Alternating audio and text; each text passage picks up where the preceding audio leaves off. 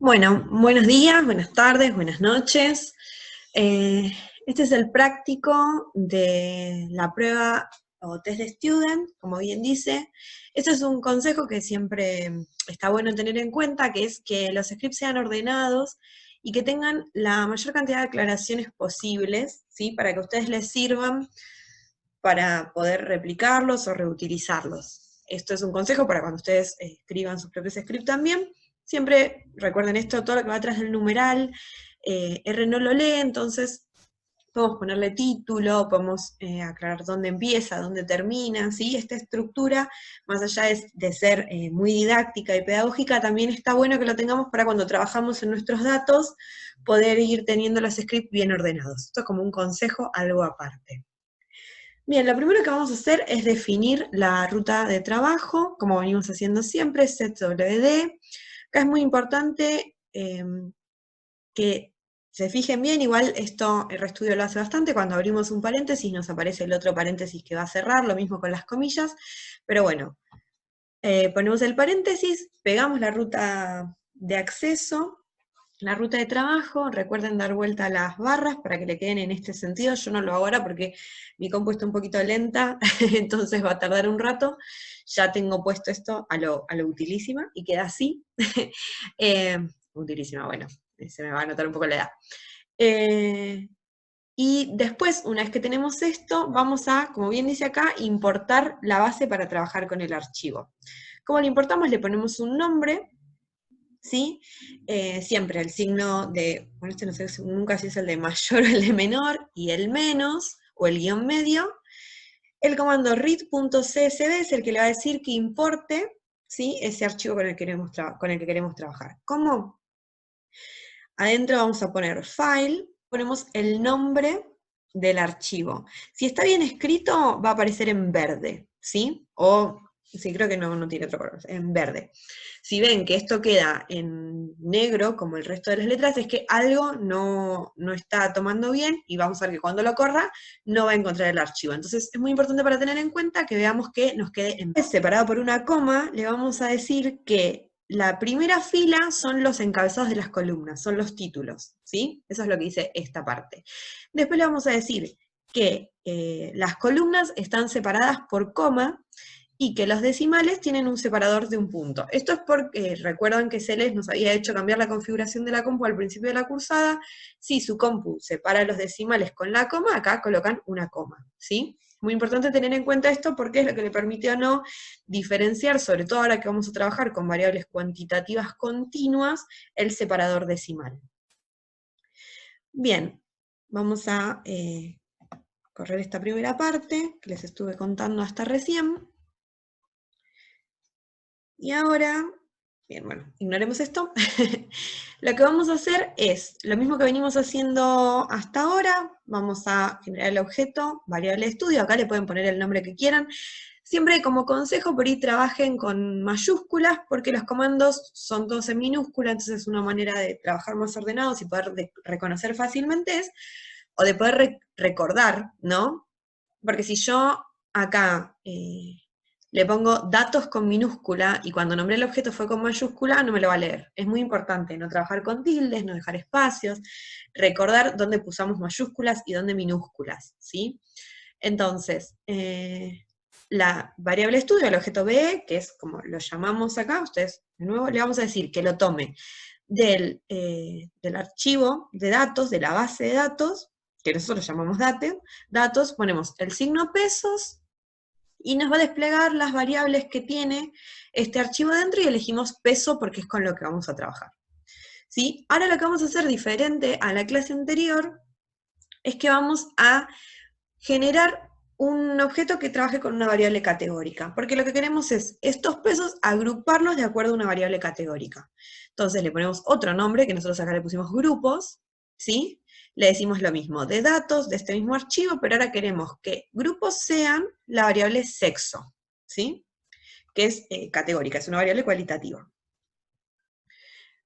Bien, vamos a correr esos dos objetos, correr esas dos líneas, y acá ya nos aparecieron, ¿verdad? Tenemos los grupos o la variable categoría va a decir hembra, hembra, hembra, hembra, hembra, hasta la fila 30, y después va a empezar a decir macho, macho, macho, macho, hasta la fila 60. Si queremos ver la base, podemos hacer clic acá, se nos abre otra pestaña. Estas pestañas es solo de vista, no podemos modificar nada acá, pero podemos ver la base de datos, ¿sí? Las filas y las columnas. La primera columna nos identifica el animal, la segunda columna el tamaño corporal, con esta por hoy, en este momento no vamos a trabajar. La segunda nos identifica el peso, perdón, la tercera columna nos identifica el peso, y la cuarta el sexo. Que ven que es lo que les decía yo, dice hembra hasta la fila 30, y luego comienza a decir macho. Bien, como para poder visualizar. De paso nos sirve para ver qué tenemos como separador decimal en la base, si queremos chusmear. Yo la voy a cerrar para que no ocupe mucho más espacio. Bien, y ahora lo que vamos a hacer es decirle que nos cree un objeto M1 que va a ser la media de las hembras, o la muestra 1, que como les dijimos le ponemos min, que es media, se nos abren los paréntesis, ponemos el objeto BE, importante con mayúscula, y entre corchetes le vamos a decir de qué fila a qué fila vamos a tomar para la media. Entonces le vamos a decir que de la fila 1 a la 30, que como vimos recién, eran las hembras. Y vamos a hacer lo mismo, pero para una M2, una media 2, o una media de la muestra 2, que va a ser para los machos, que como dijimos va de la fila 31 a la 60. ¿Sí? Y acá lo que hacemos es replicar para que lo escriba en la consola, ¿sí? Porque si yo corro esta línea sola, voy a tener el objeto acá y aparece, pero yo digo, bueno, quiero ver el resultado en la consola. Ven que acá no aparece. Entonces nos colocamos ahí, replicamos el objeto y ahora nos va a aparecer directamente acá. ¿Ven? Tenemos el valor de la media en la consola. Si no lo podemos tener acá, no hay problema. Bien, vamos a hacer lo mismo para los machos o para la muestra 2. Y ahora lo que le vamos a decir es que queremos ver la diferencia entre estas dos medias. Lo llamamos diferencias y decimos que queremos la media 1 menos la media 2. Y lo mismo, replicamos aquí abajo diferencia para que nos aparezca el resultado en la consola. Vamos a ver esto. Bien, acá corrámonos un poquitito de lo que son los comandos de R y pensemos un poco qué es lo que venimos trabajando, ¿sí? Lo que vamos a ver acá es que la diferencia es negativa. Esto es importante tenerlo en cuenta para más adelante. ¿Qué nos representa una media negativa, una diferencia de las medias negativas? Veamos acá, que este segundo término es mayor que el primero. Este segundo término era el promedio o la media del peso de los machos, y este primero era el promedio o la media del peso de las hembras. Entonces, si el resultado es negativo, quiere decir que este segundo término, que es el que está detrás del menos o el que es negativo, es mayor. ¿Sí? Entonces, ya podemos decir así que los machos tienen un promedio de peso mayor que las hembras. ¿Bien? O que la diferencia de las medias es negativa. Ahora lo que vamos a ver es si podemos trabajar con esta variable con el test de T. Uno de los requisitos que sí o sí tenían que cumplir, recuerdan ese gráfico que tienen en la presentación de Pau, que está muy didáctico, que es lo que sí o sí necesitamos para poder hacer un test de T, es que tengan normalidad nuestros datos. Entonces, el supuesto de normalidad de las variables lo vamos a probar con la prueba de Shapiro-Wilks, ¿sí? La prueba, o el comando es shapiro.test, y le vamos a decir que la variable que queremos ver es BE, o el objeto BE, que es la variable de estudio, la que estamos analizando. Acá lo nombramos con las iniciales de la prueba, como, de nuevo, esto es arbitrario, ustedes lo pueden hacer, y abajo le decimos que, bueno, lo queremos ver en la consola. Acá, vamos a correr esto. Igual si no, recuerden que una vez que nos aparece, ¿sí? Acá ya nos aparecen los datos, pero acá podemos hacer clic también y nos va a abrir una pestaña de visualización donde podemos ver que el valor del estadístico y el valor de P. Sí, el valor de P, como podemos ver aquí, es mayor a 0,05.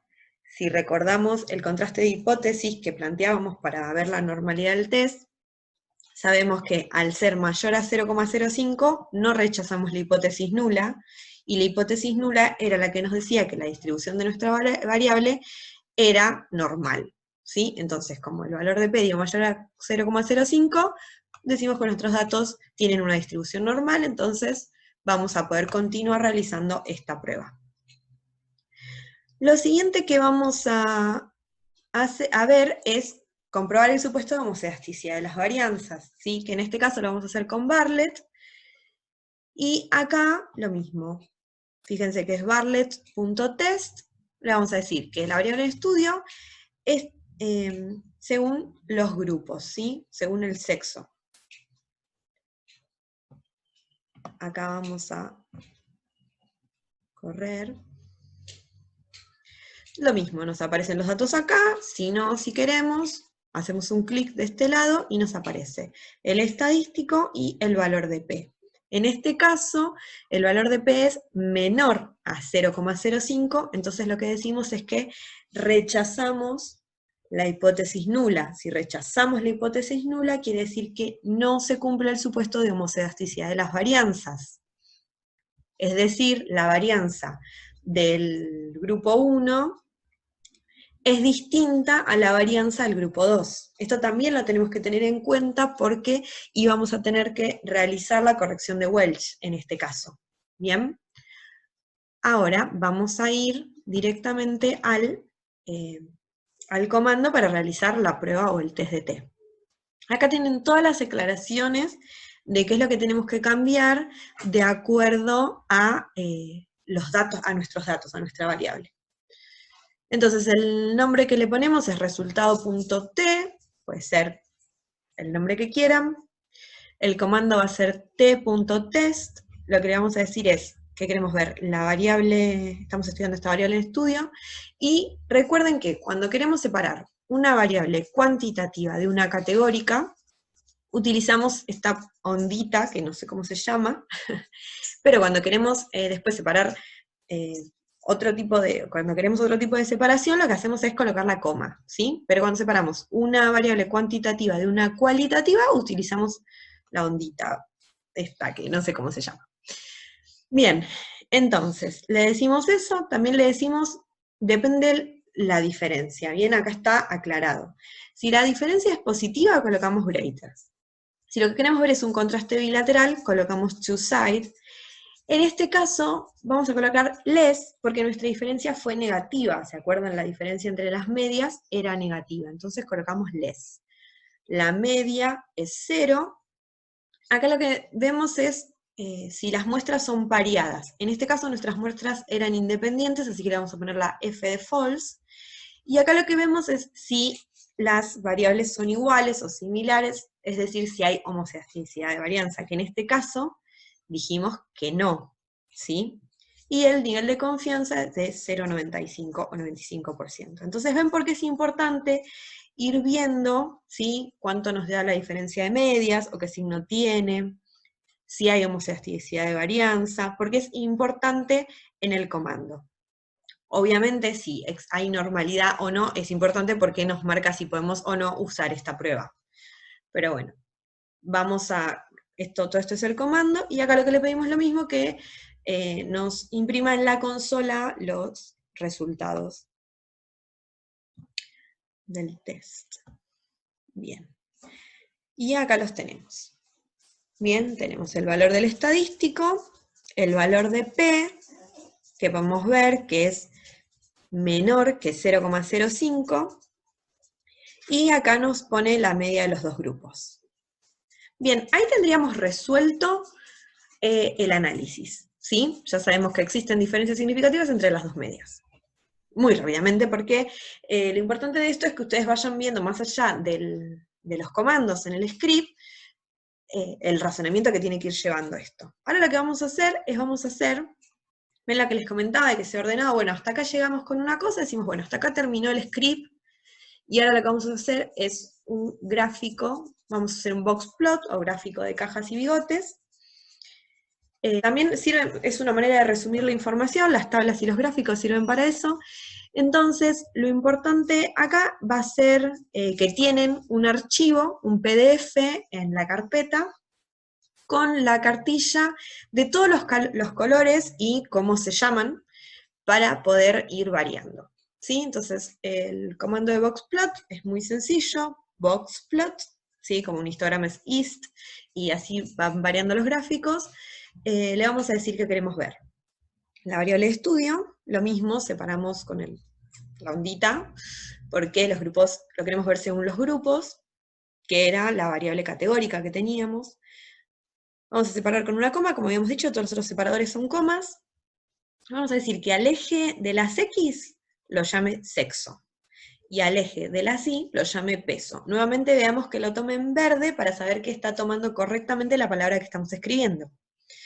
Y le vamos a decir que queremos que tengan colores, ¿sí? Entonces vamos a poner col igual C, y aquí le vamos a poner entre comillas los colores, que para eso es que está la cartilla. Aquí la podemos cambiar, podemos poner red, green, black, blue, o colores un poco más entretenidos, como pueden ser estos dos que elegimos en este caso. Bien, importante, notemos cómo RStudio tiene esta amigabilidad, como le digo yo, que es que cuando abrimos un paréntesis enseguida nos aparece el de cierre más adelante, ¿sí? Porque si no puede ser que nos falte un paréntesis, nos falte algo, y si lo que nos falta es un paréntesis, en la consola no nos va a aparecer ningún error específico, porque R está interpretando que todavía no terminamos, que falta. Quizá nos aparezca un más, ¿sí? Abajo, en vez de esto. Es importante ver que en la consola empiece y termine con este signo que está acá abajo, ¿sí? Porque es lo que marca que está completa el comando. Bueno, ahora entonces lo que vamos a ver es, en esta ventana, ¿sí? Que es donde van a aparecer los gráficos, vamos a decirle que queremos ver este gráfico de cajas y bigotes, donde el eje de las X se llame sexo, el eje de las Y se llame peso, tengan estos dos colores, y que nos analice el peso según el sexo, ¿sí? Vamos a correr, y aquí aparece el gráfico, ¿sí? Eje de las Y, peso, eje de las X, sexo, las hembras, los machos, ¿sí? Y estos son los colores. ¿Qué es lo que podemos hacer con el gráfico? Podemos exportarlo como imagen, Save as Image, y acá podemos elegir que sea en PNG, que sea JPG, ¿sí? ¿Cómo se va a ver? Se va a ver así. Seleccionamos dónde queremos que lo guarde, el directorio, ¿sí? La carpeta, y ponemos Save. Y simplemente guardamos el gráfico y ya lo tenemos separado como una imagen para poder utilizar. Aquí algunas aclaraciones, ¿sí? Que era esto que decíamos.